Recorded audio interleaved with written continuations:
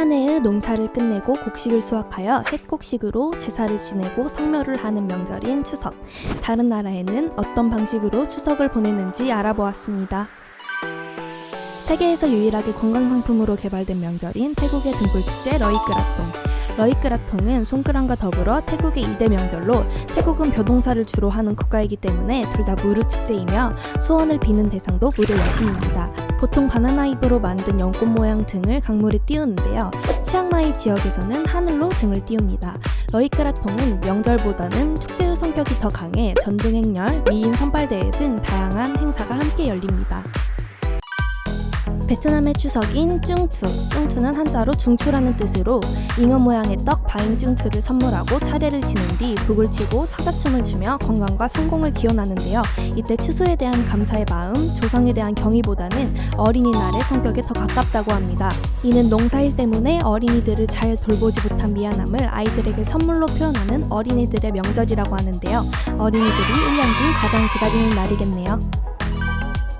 이스라엘의 수콧은 조상들을 기리는 가을 수확 축제로, 이스라엘의 옛 선조들은 수카라는 풀이나 나뭇가지 등으로 지붕을 이은 집에서 생활을 하였는데요.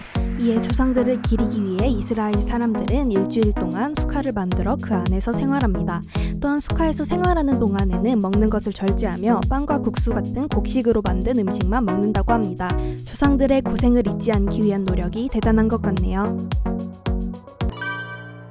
모든 성인의 축일이라는 뜻을 가진 프랑스의 투생. 할로윈데이의 다음 날인 11월 1일 조상들을 기리기 위해 국화를 묘지에 바치는 관습이 이어지고 있으며, 특히 이날 유명인들의 묘지에는 꽃으로 산이 만들어집니다. 그리고 모든 학교가 투생을 전후로 2주간의 방학을 시행하며 관광지를 제외한 모든 기간 또한 운영하지 않습니다.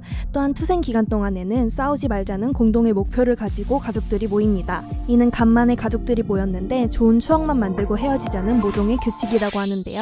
역시 다 같이 모이는 자리가 화목하기만 할 수 없는 건 어느 나라나 마찬가지인가 봅니다.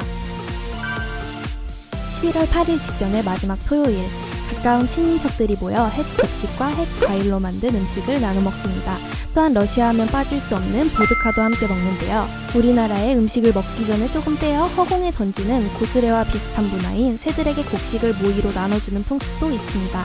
새들이 호강하는 하루일 듯 합니다. 이렇게 세계 각국의 다양한 추석 명절에 대해서 알아봤는데요. 이번 추석은 이동 제한으로 고향에 가지 못하는 분들이 많을 것 같습니다. 우리 모두의 건강을 위해 이번 추석은 사랑하는 가족들과 집콕하며 행복한 시간을 보내보세요.